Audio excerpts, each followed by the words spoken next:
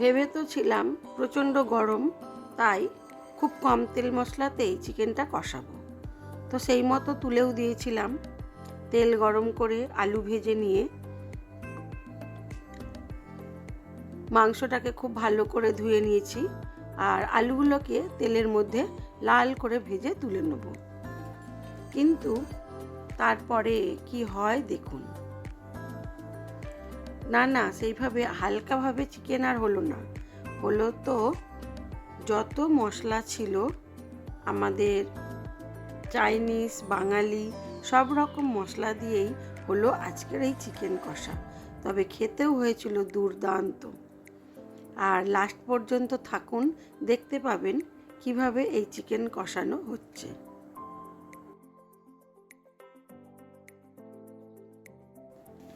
আলুটাকে খুব ভালো করে নুন আর হলুদ দিয়ে বেশি করে তেল দিয়ে ভেজে তুলে নিলাম।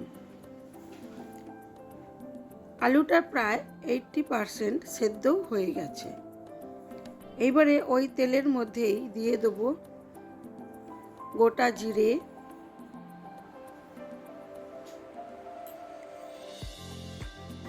আর দিলাম একটু রসুন থেঁতো করা, দিয়ে হালকা হাতে নাড়াচাড়া করে নিলাম।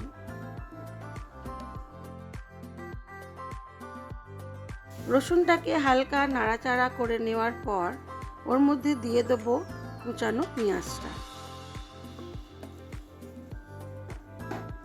ভিডিওটি দেখার অনুরোধ রইল, মাঝপথে ছেড়ে যাবেন না।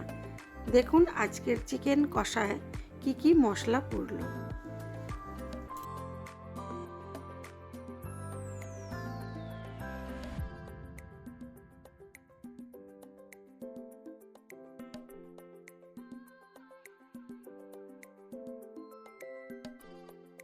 দিয়ে দিলাম স্বাদ মতো নুন।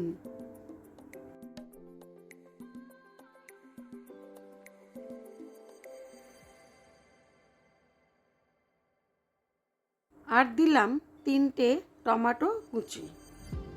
ছোট ছোট টুকরো করে রাখা টমেটোগুলো দিয়ে দিলাম।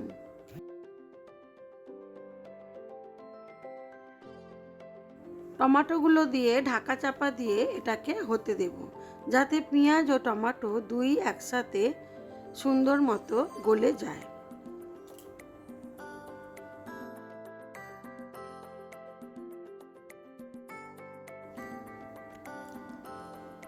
পেঁয়াজটা আর টমেটোটা প্রায় ভাজা হয়ে এসেছে।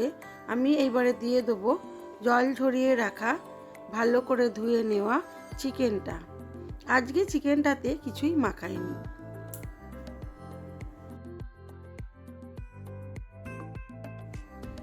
কড়ার মধ্যে চিকেনটাকে দিয়ে দিলাম। এইবারে দিয়ে দেবো হলুদ গুঁড়ো পরিমাণ মতো, দেবো স্বাদ মতো লঙ্কার গুঁড়ো, দেবো আদা রসুন বাটা,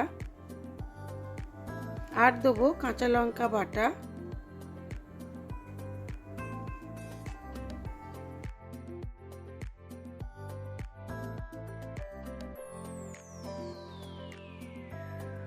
আর দিলাম গোলমরিচের গুঁড়ো। এবারে মাংসটাকে কষাতে থাকবো।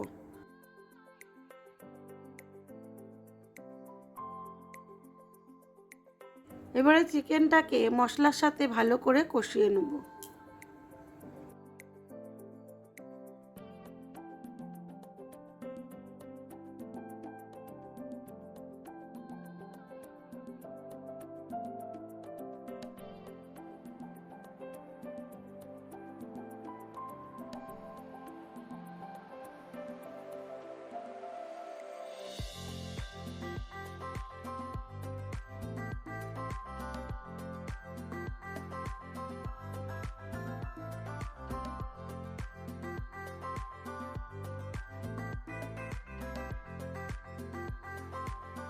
দিয়ে দিলাম ধনে, জিরে, গরম মশলা ও তেজপাতার গুঁড়ো। সব কিছু আমি একসাথে ভালো করে ভেজে নিয়েছিলাম, সেগুলোকে গুঁড়ো করে নিয়েছি। আর দিলাম ক্যাপসিকাম কুচি।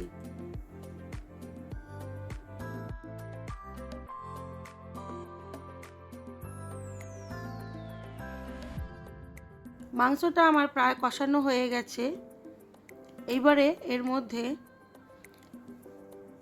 কর্তামশাই দিয়ে দিলেন বেশ কিছুটা পরিমাণ সয়া সস আর টমেটো সস,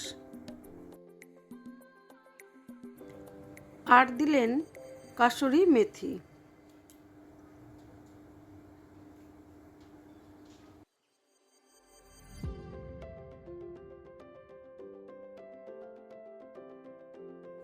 ভিডিওর শুরুতেই বলেছিলাম আজকে আমার চিকেনটা চাইনিজ ও বাঙালি দুই রকম মশলা দিয়েই এটাকে কষানো হয়েছিল। দিয়ে দেওয়া হলো স্বাদ মতো নুন, দেওয়া হলো আরও একটু লঙ্কার গুঁড়ো। যেহেতু সয়া সস টমেটো সস দেওয়া হয়েছে সেই জন্য আর একটু লঙ্কার গুঁড়ো দিতে হলো। এবারে দিয়ে দেওয়া হলো ভেজে রাখা আলুগুলো।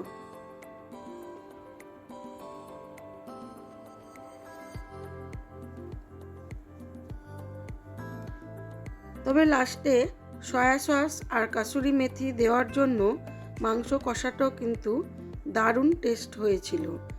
আর আমি জল একেবারেই দিইনি, যেটুকু মশলা ধোয়া জল ছিল ওইটুকুই দেওয়া হয়েছিল। পুরোটাই হয়েছিল ঢাকা চাপা দিয়ে খুব কম আঁচে। যে কোনো কষানো জিনিস মিডিয়াম আঁচে করলে সত্যিই তার স্বাদ বেড়ে দ্বিগুণ হয়ে যায়। এবারে এটাকে ঢাকা চাপা দিয়ে বেশ কিছুক্ষণ হতে দেব।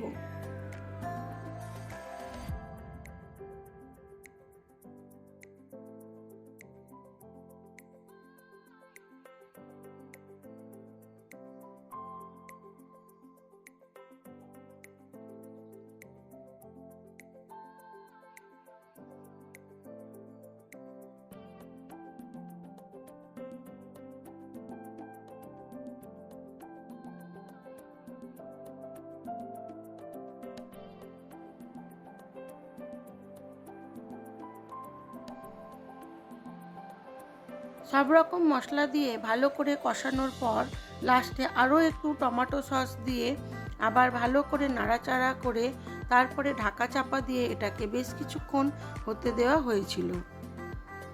এবারে আমি এটাকে সার্ভ করে দেবো। আমার চিকেনটা প্রায় হয়েই এসেছে। তারপরে দেখাই চলুন আমার আজকের লাঞ্চ মেনুতে কি কি ছিল।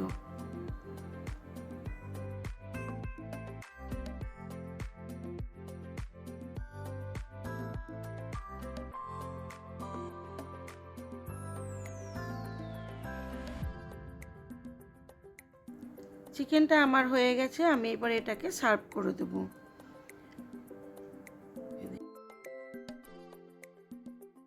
এবারে দেখাই চলুন আমার আজকের লাঞ্চ মেনুতে কি কি ছিল। ছিল সাদা ভাত, আর ছিল টমেটো স্যালাডে আজ এইটুকুই, আর ছিল আলু পেঁপে ও চিংড়ি মাছ দিয়ে ঝোল, আর ছিল চিকেন কষা, আর টক দই গোলমরিচ ও নুন দিয়ে। আজ এইটুকুই। সবাই ভালো থাকবেন, সুস্থ থাকবেন, নিজেদের খেয়াল রাখবেন।